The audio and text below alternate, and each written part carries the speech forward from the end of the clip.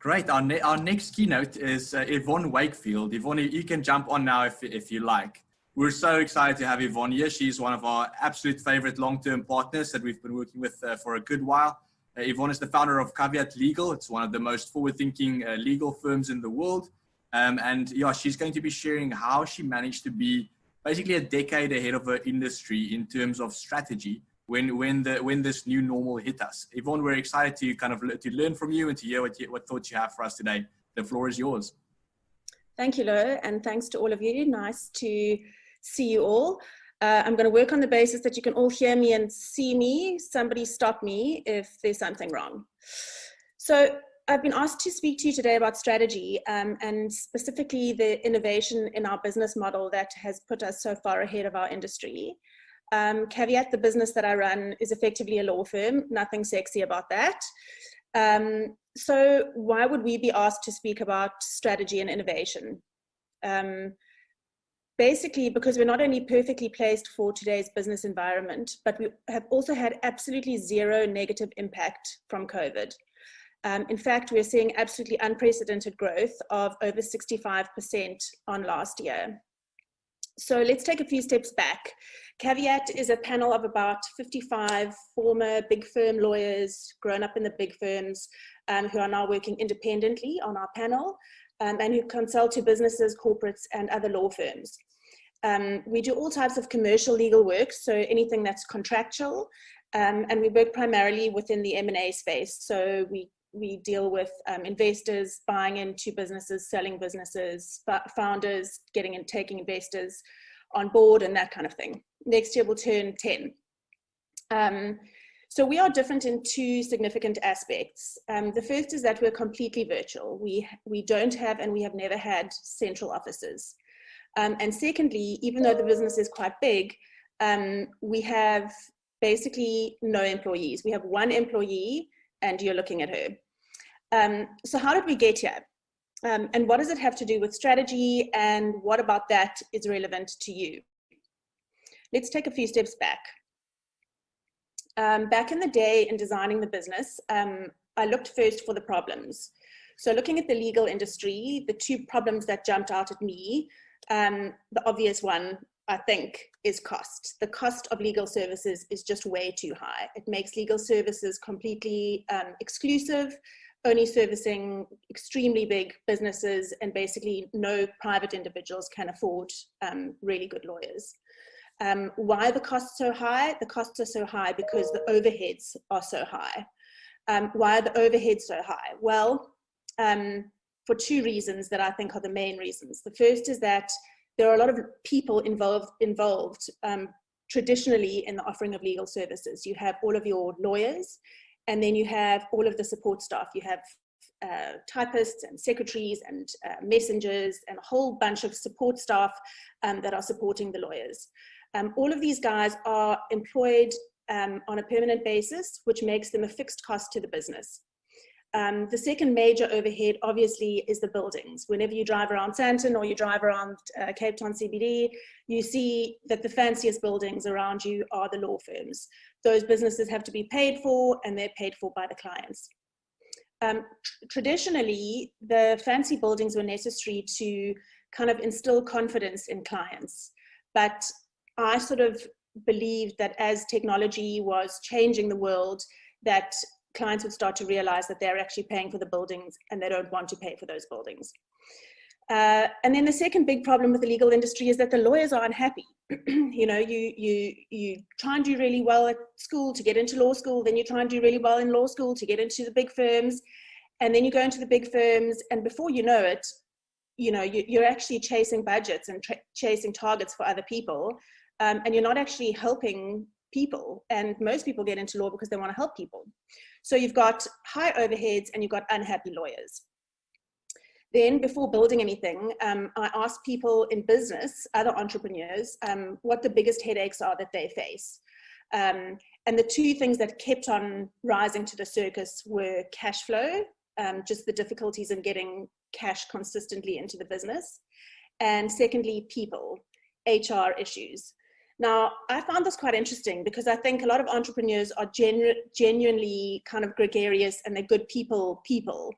But it's that actually that makes the people side of things so hard, because when you are hiring people, you have to pay them when they're on holiday, you have to pay them when they're not working at capacity, you have to pay them during the quiet times, you have to train them, you have to performance manage them if they're not doing well. And then if you try to kind of get rid of them, there's such a long process that it's almost impossible. All of this takes time and it takes money, but more importantly, it takes energy. And it can be an absolute energy drain for any entrepreneur. So those are the two big business issues that I picked up that I thought needed to try and be sort of sidestepped and managed in relation to this new business. So then I built from the bottom up, asking how I could solve these problems in the most simple way. We need good lawyers. So we find the best lawyers available in the country, but we use them on the basis that they only work on contract for us, as and when we need them. They're only paid when they work, and they only get paid once we've been paid by the client. We need accounting and finance help. We need design and marketing help, web development and other support. And we do that on a similar basis. We don't hire people on a fixed and permanent basis to do that. We find the best people out there and we contract them to help us with their skills as and when we need them. This way, we're creating work for people, but we're not responsible for their careers and all of their income in the long term. Buildings and offices are not necessary for lawyers to do their jobs in today's world, so we don't have any, period. This way, with a focus on simplicity, we keep our responsibilities very, very light. So here, just kind of stepping out of this, I just want to speak a little bit about, choosing to go with simplicity, and just say a couple of things around simplicity. Firstly, when you're building something, there's a kind of tension between simplicity and your own ego. Why? In the past, the signs of success of a business were what your headcount is. How many people do you hire? Where are your offices? How big are your offices? How often do you travel for work? Where do you stay when you travel? All of those things were the kinds of signs that people on the outside would look at to see how successful you are. But most of this is actually strictly not necessary to getting the job done and to making money. Secondly, sometimes we feel that to be clever, something has to be complex. And that simple means that it's nothing special and that anyone can do it. This is not true. Sometimes the cleverest things are right in front of us and they are dead simple. When you scale, your business becomes more complex. And as it becomes more complex, it becomes exponentially more difficult to scale further. So eventually the complexity of the business bogs the whole thing down. I'm not sure if you've heard of the complexity multiple, but essentially it is, it's a kind of sum that you can do that takes the number of people that you employ, the number of products or services that you offer, the number of locations that you have offices at, and you do a sum with those, and essentially the more of those moving parts you have, the higher your complexity multiple and the harder it will be for your business to scale. So the secret here is to start simple, and as you scale, to try and keep your business as simple as possible. And in that way, the complexity, the inevitable complexity, is delayed to a stage when your business is mature enough and financially sound enough to manage that complexity. In this way, we built a business model for legal services which is fit for purpose and very, very light. The innovation is actually in the business model. It's deceptively simple, but it works magnificently. Down the line, I can say that the business is growing really nicely. We reached our first strategic goals, we reset them, we reached those, we reset them again. But most importantly now in the scaling phase, we've broken our current strategy into an execution plan, which breaks our 5-year strategy into years. It breaks each year into quarters, Dana, similar to your 90-day plan. And then it breaks the quarters into months. Then it allocates tasks to different role players in the business and allows for consistent tracking and scoring against our goals.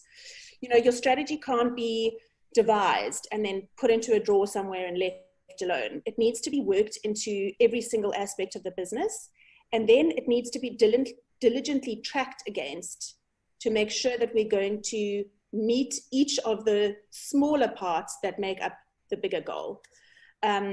Goals can only be met with diligent and ongoing implementation in line with strategy. Yeah, that's all from me. Good luck to all of you, and I'm available for questions. Hey, Lau here, one of the founders of Outsourced CFO. If you enjoyed this video, make it official. Click subscribe.